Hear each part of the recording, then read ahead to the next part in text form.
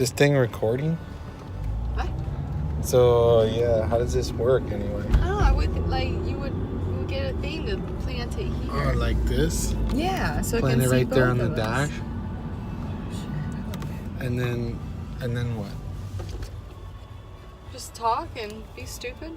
What are we talking about? Anything. The struggles of a writer? And the struggles of driving in Florida. Driving and talking? Exactly. Wow. One of those fun things. Mm. So what struggles in life are you is going on right now? Struggles. Life. Deciding whether to read somebody else's material versus reading my own material for the sake of publishing.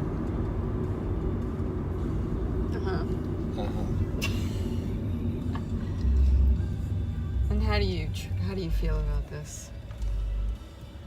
It's a constant conflict, actually. Like before I went to sleep last night, while you were already asleep, wrapped in about 20 blankets. You I didn't wanted tell me to- you put a heater on, or else I would have wrapped myself in 100 blankets. It's sacrilegious. It looks like seal next Putting to us. putting the heat on Florida, but Doesn't that look like seal? No, they can't see that. I don't know. But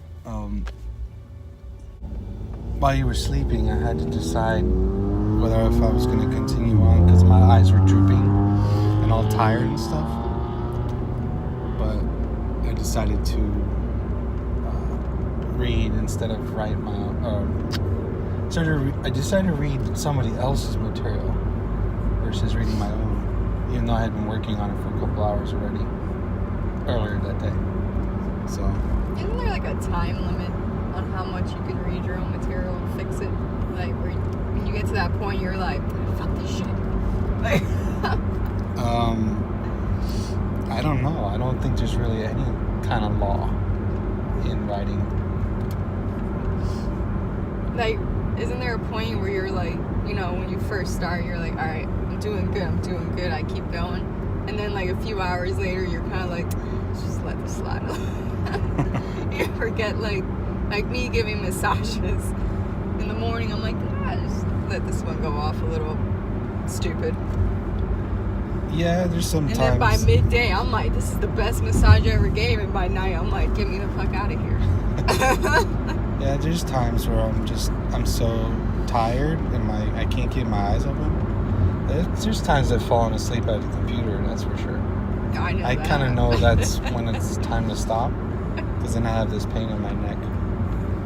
I know, I found you many times like that. Yeah.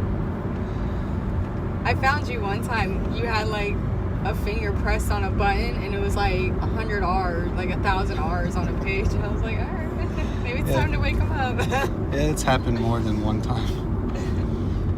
Or anytime you are reading and we're on the couch and then you drop the book on my head. You've done that a few times. If I'm like laying in your lap. Yeah, sorry about that. So I'm like, is there like a time limit where you're like, all right, let's cut it off now. Let's end nice. Well, yes and no, because there's a point where you're just reading and reading, you're like, oh, and then you start like psyching yourself out, you're like, oh, this whole paragraph sucks.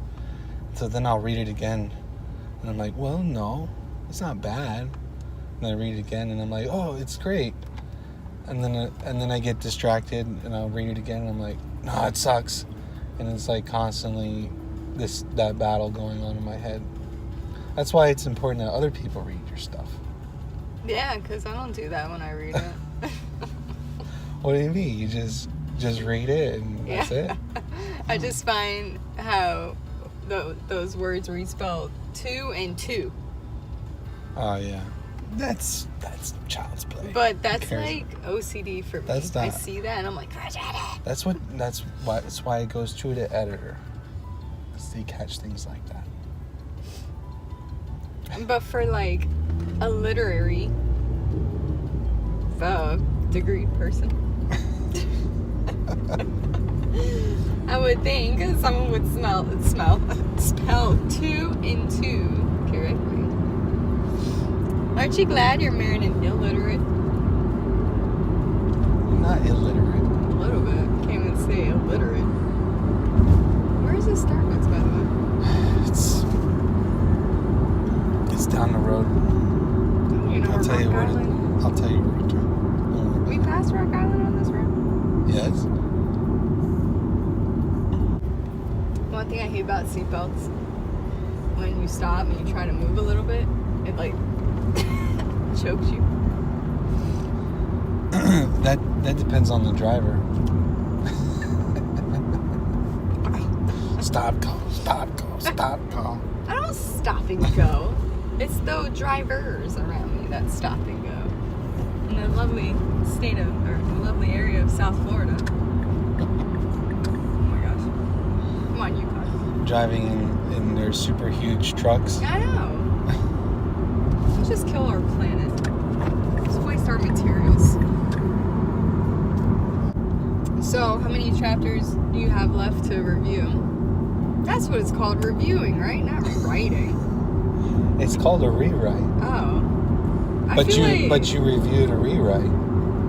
You have to review it to rewrite. Jesus. Oh shit. We almost died. What? What? We almost died. We almost died. Oh, this guy almost died. Yeah, so revision is like having to read again and change things. Which Revision, is not revision, review. rewrite, reread. I mean, you know, when you go through this process, you got to read it over and over and over and over, because what you're checking for is to see the flow of the context. You know, how is it coming out smooth? When you're reading, you don't want to be distracted from the bad grammar or whatever in your text. Yeah. You know what I mean? Because that's what makes a good story. But I mean, a part of making a good story, yeah, you gotta have all your elements of the good story. But part of it is also the fluidity of it. You know, you don't want to be reading and all of a sudden you're at this great part and you're like, wait, what? And it's all screwy and messed up and you don't know what the author is trying to say. You know? Yeah. You don't want that. And that's why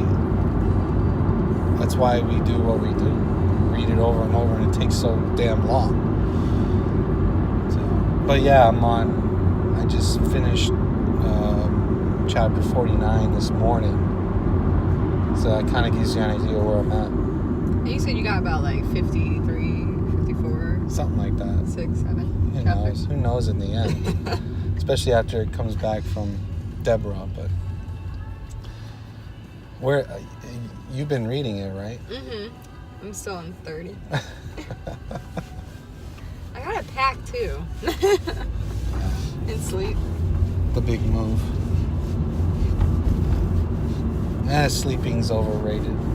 By the time, like, every time you read this book, like, how many times you read your book? Like, do you ever this is like read the finishing product, like Yeah. the actual book Yeah. when it gets in your hands? Yes.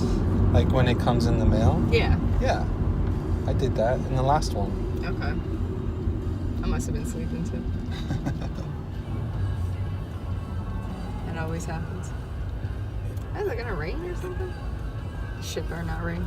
What I like about writing this story, though, is that Look at this Rock Island. there's no... Yeah, but it's... Does she mean the one all the way over there? No, it's going to be on the right. You want to get on the right. But it's like further. It's not Rock Island. No, it's a little bit that way. But what I like about it is that I want to say it's like the Hunger Games. I'm a big fan of the Hunger Games. But because it's all in first person. Yeah. And it's you really just get to really experience whatever, Wolfgang does. And Yeah. it's like... That's my favorite too.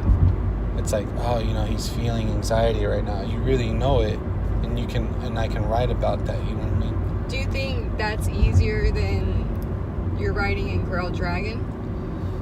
Or is it more... It's just two different styles of writing in first person and third person. It's just a different style, I'm really enjoying writing in the first person style right here. There it is. And the Bucks of Stars. the Bucks of Stars. And it's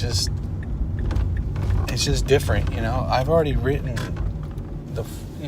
I'm doing the revision of Girl Dragon, which I don't plan to go back to till some time now, but at least until after the third book of the Wolfgang trilogy is done.